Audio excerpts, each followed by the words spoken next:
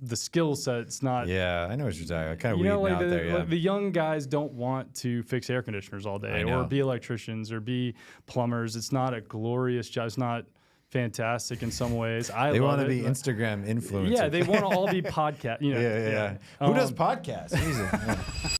Welcome back to the Regenauer Report. We have a special guest. A little bit unique on how I met Daniel, but Daniel Peregrin with Rocket Cooling, serial entrepreneur, doing amazing different things. So I'm excited to have you on the podcast, Daniel. Yeah, thanks for having me. Yeah.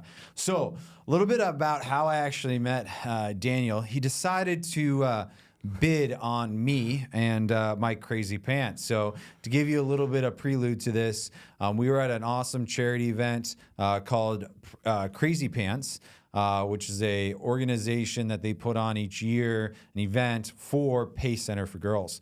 And so I was one of the recipients that decided to strut themselves with crazy pants. Shout out to my wife and her friends that really helped make it all come together. I was a Barbie cowboy. I think is what we ended up coming up with. I had a hat on and pink pants and the whole 9 yards. And so anyways, we're raising money for Pace, which is the Center of Girls there.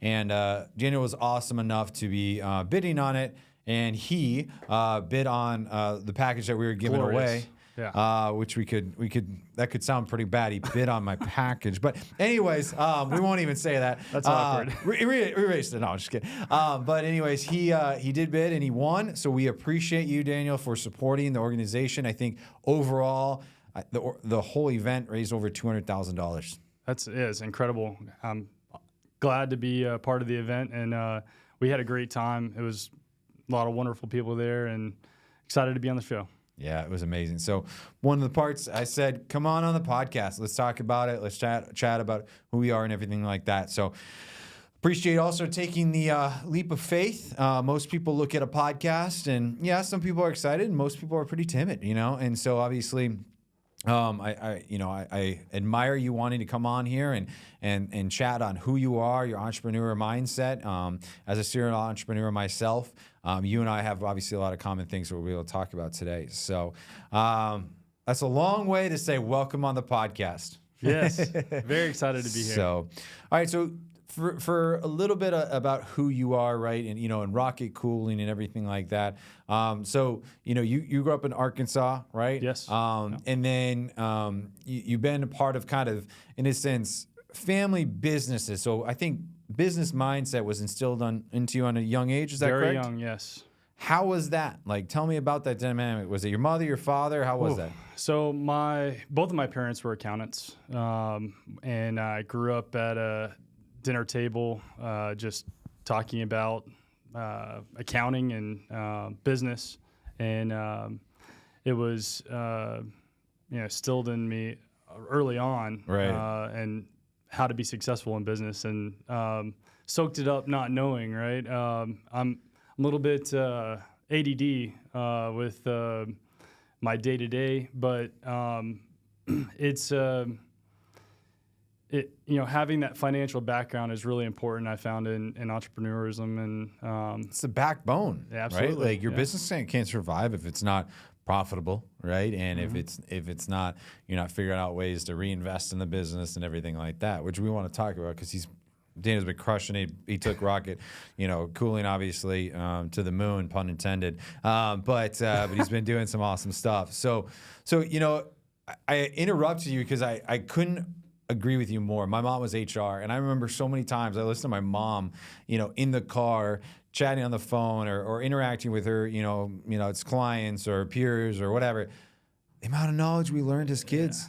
Yeah. It's definitely something you take home, and you it never ends. The day never ends, and that's true with every entrepreneur. I think it's a lifestyle.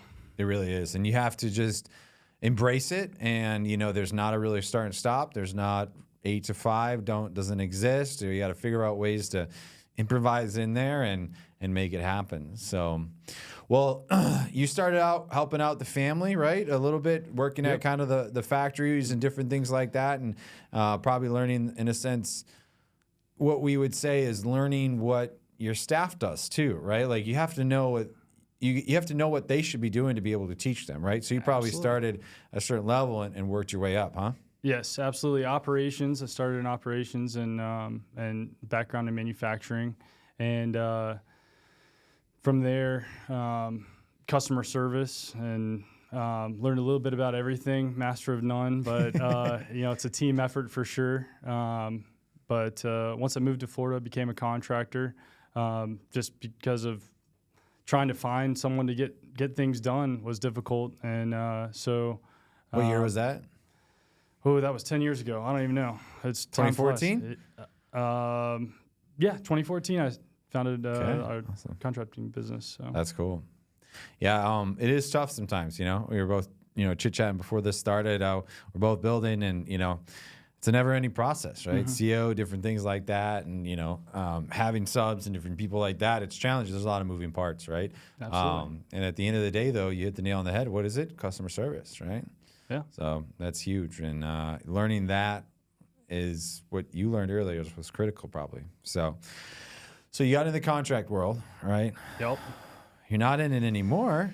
Yeah. Well, not as big as I used to be. I started with commercial contracting, and my family owns some commercial real estate, so we were constantly looking for contractors, builders to help us get projects done, and build partition walls and finish out units. And I was doing some property management, and it just, I couldn't get anyone to get there and do these little jobs. So went and took the state exam, passed the exam, and started hiring some guys, and knocked out a lot of projects. And as we grew, I learned that the cycle of customers is really long with commercial contracting. A lot of times you're tied to people, for better or for worse, for a year, sometimes 2 years on big projects. And although the really good customers make it worth it, it seemed like I had a string of very bad customers, several in a row, and I just kind of lost my passion for that business, and just day to day worked with subs, and met a guy in air conditioning, and he was super excited about the industry. And how do you have so much energy? That's probably what you ask him. Absolutely. It's like, why, what do you love about it? And one of the things was being able to see multiple customers a day, and just on the off chance that you have a bad customer, you've got 4 more today that you can really like make their day. You walk into a customer's home and it's hot, and you leave and it's cool, and they're like, "Thank you so much for being here." It's like it's really a great industry. Love it. Met some wonderful people and have an awesome team. That's so cool. That's so cool. All right, so let's talk about this. A lot of our audience here are entrepreneurs and are in the business realm. Sometimes they're, their own business leaders. They're maybe going to venture out, become a business owner in some fashion. But you started this business, with a few people, right? And you shared with me that your goal was actually to double it, right? Each year, right? And so how's that been going? Doubling it's no joke. Doubling has proved to be very tough. We are aggressively growing. It's an industry that has people give it a bad name, right? Because you put a lot of trust in these people that are in your homes. You're taking their word for things that you might not necessarily have the technical skills to check or double check. So it's very trusting, and a lot of people that just want a paycheck or just want to, hey, I need the money, are just trying to sell you something when you don't actually need it. So it's just being honest with the customers, doing all the things that you should be doing anyways, but our competitors make us look good, right? By constantly trying to upsell something that's not broken, right. And it's been good. We're growing organically now.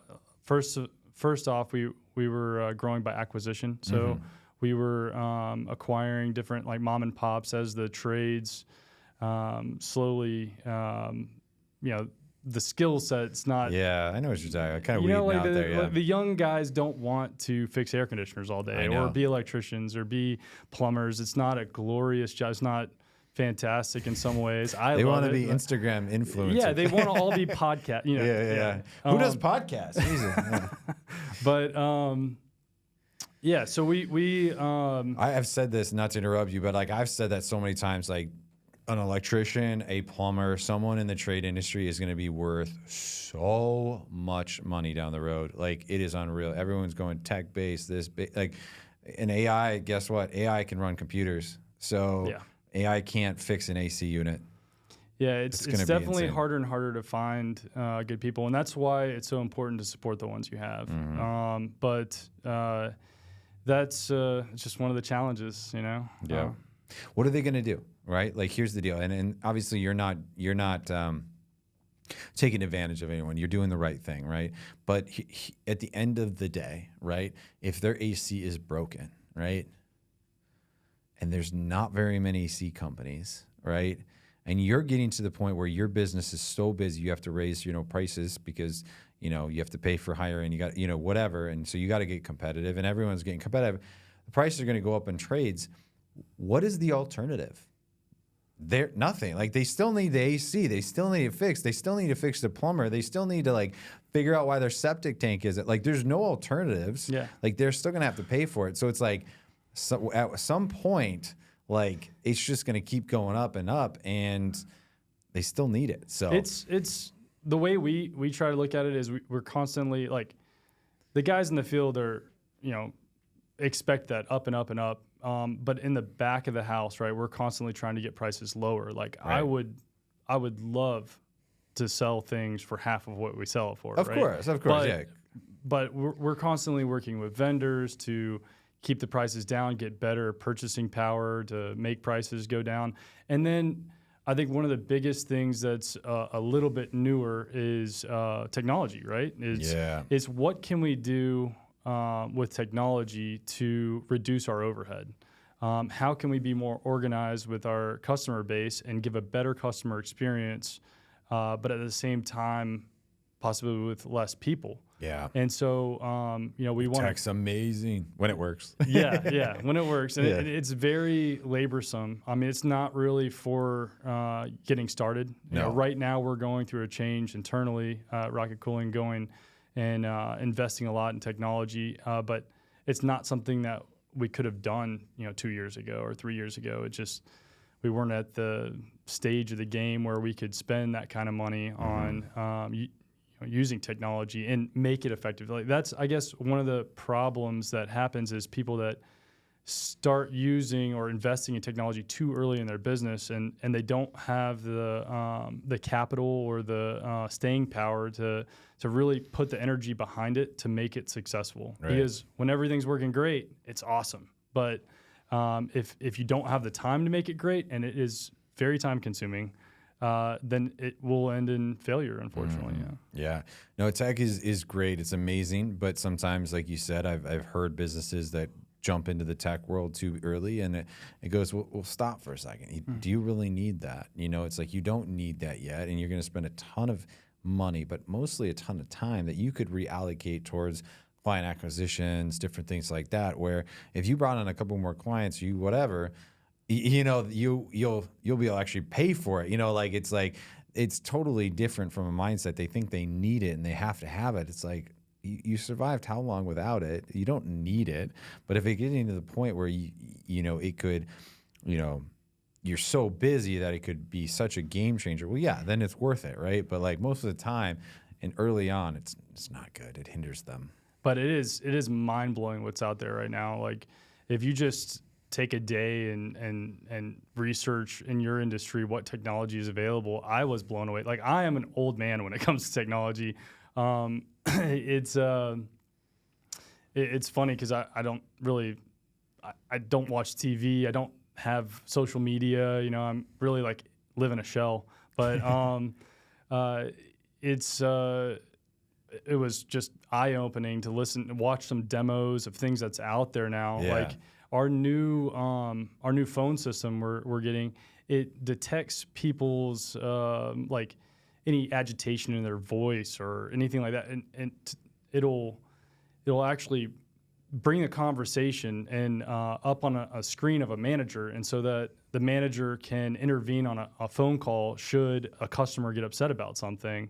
And so it just takes customer service to the next level. It's just like, wow, I didn't know that stuff was out there, like right. how you does that thought happen? it was, hey, I understand your frustration, let me call my manager, right? You thought that was the process and the only way, right? Right. Now it can be live in real time. In real time. And so a manager can intervene who has the permissions to, adjust Make the it bill, right. Yeah, make it right, yeah. and save the phone, so you don't have to make multiple phone calls. And it's those kind of investments that I think are going to be important for us in the future, Right. because it creates less headache for our customers at the end of the day, and a better experience for even the people that are talking on the phones.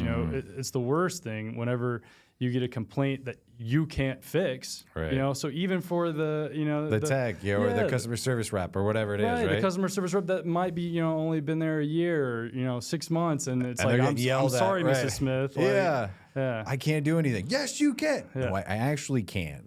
My button's grayed out right here. Like, I physically cannot click a discount to you. Like, it's got to be someone else, and it's like, yeah, that is frustrating. So constantly every day we're thinking of things that, what can we do to make it more convenient for our customers to use us? That's huge. And more convenient to work here. Like, what can we take off of, service techs right now? Like you're saying, they're in high demand.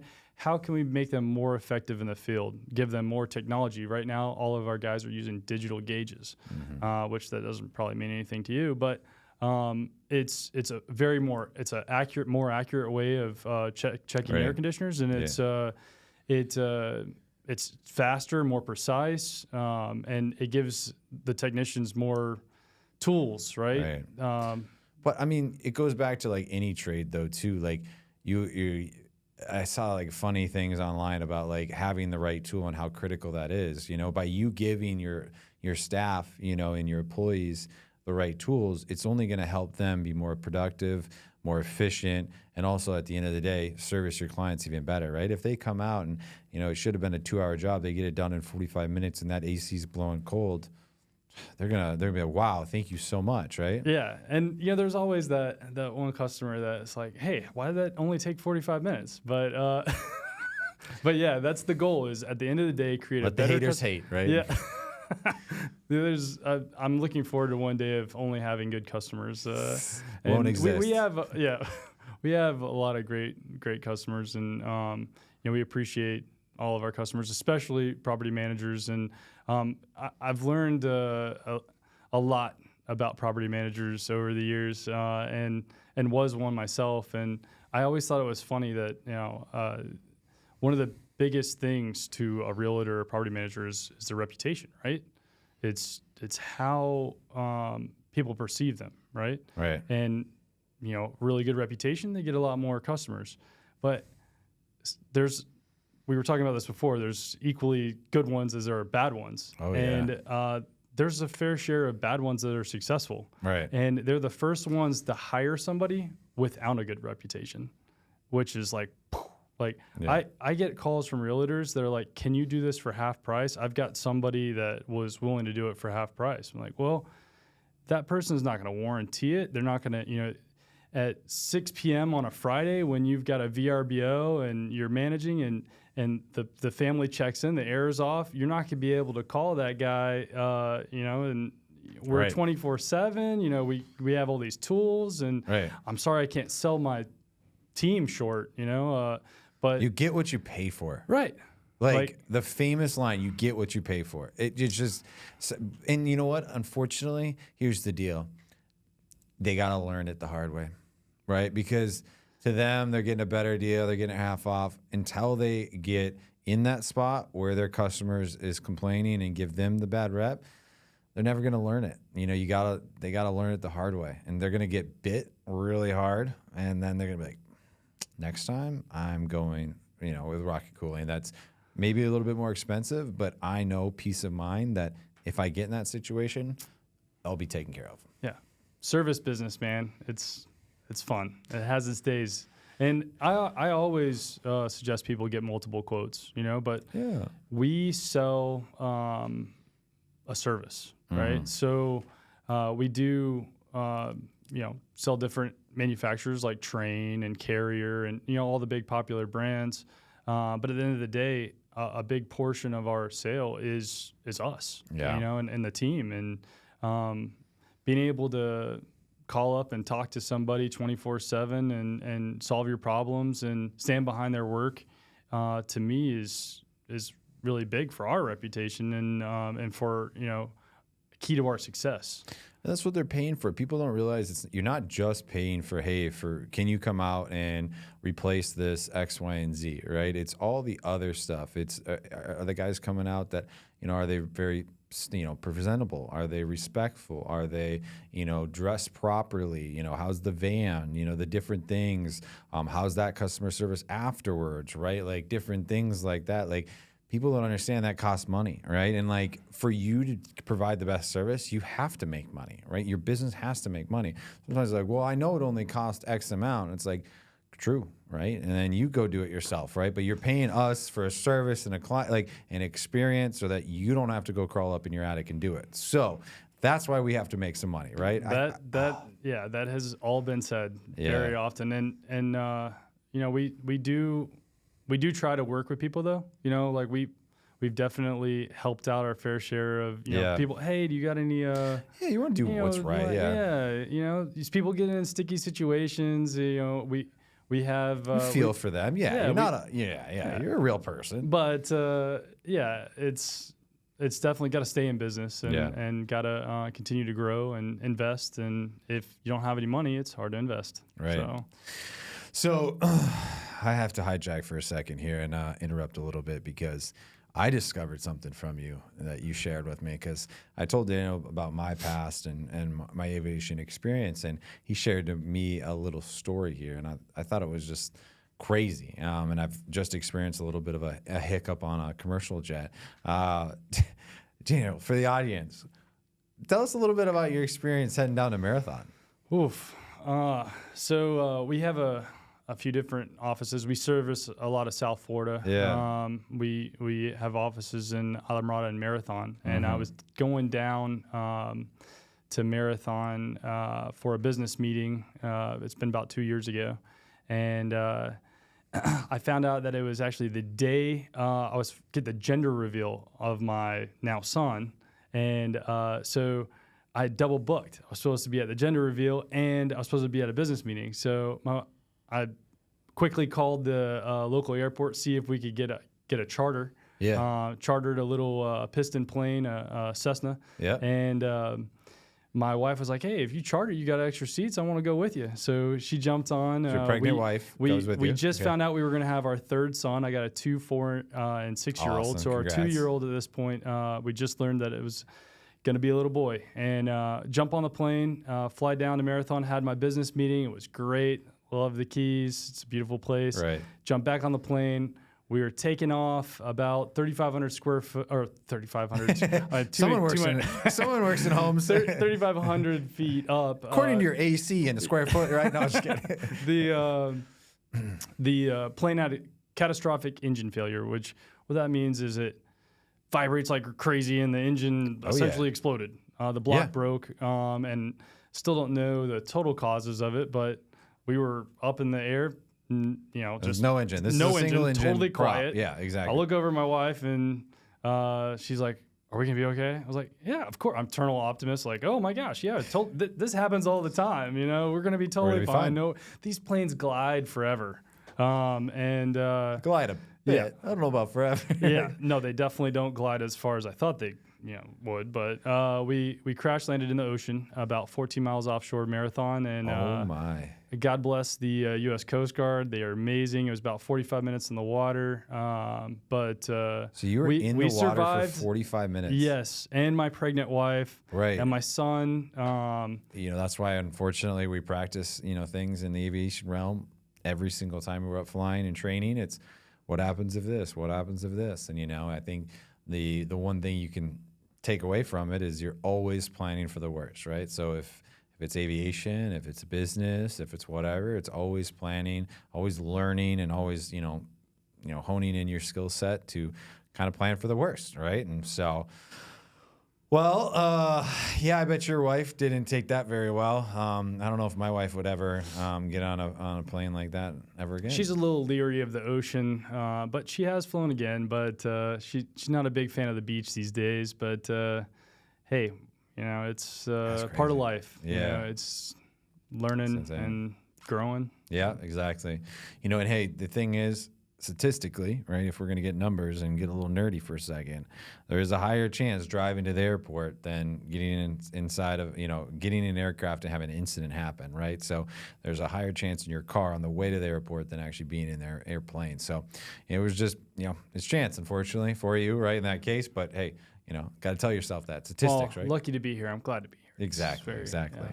So, well, Daniel, what's kind of next on your horizon? Obviously, you're a serial entrepreneur. You probably gonna do some other things like that. You've grown your business huge, right? Went from a starting business to 80-some employees. Huge congratulations to that. I know you want to keep perfecting your business, and we always do. But what's kind of on the horizon for you? Oh man, that's a good question. I want to continue to grow. Just want to continue to get better at what we do. Okay. We have a lot of good opportunities. One of the things I don't know, probably 2 weeks ago, passed the state license exam for mechanical. So I'm now in the process of getting my state mechanical license. Cool. And so we'll be able to do a little bit bigger projects, more complex projects. Awesome.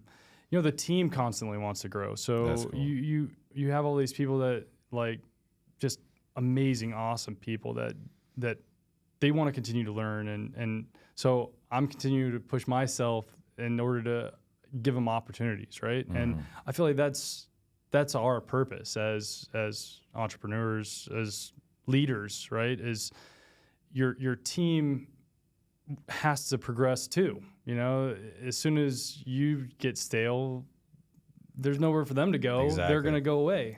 Top, bottom, right? Top to the bottom, all the way down. So more complex projects. We want to tackle things that we haven't seen before that maybe are a little outside of our comfort zone, but it's going to be a learning experience. And, water towers or big commercial buildings, things that we haven't been able to before. That's going to be one of the things for 2025, 24, right? Cool. Right now we're doing the new software, and it addresses a lot of our customer experience and get us more efficient and things like that. But outside of that, it's doing more complex projects and continuing to grow everything we have now. So. Yeah.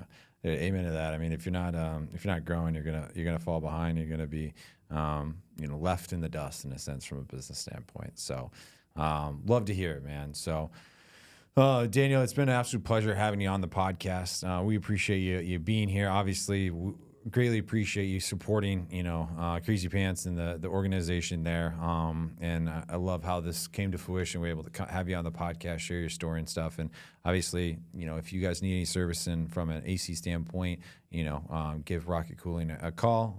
Daniel and his team, as you can see, will take care of you and help you get to a cool house. But thank you for coming on here onto the Regenhard Report. We appreciate it. Awesome. Thank you so much. Yeah. So we'll stay tuned for the next episode. It's all sponsored by Visions Media. If you guys have any recommendations, people to be on the podcast, reviews, different things like that, we appreciate it. We always want to grow and better the amazing Regenhard Report. So thank you guys for listening. We'll see you guys on the next episode.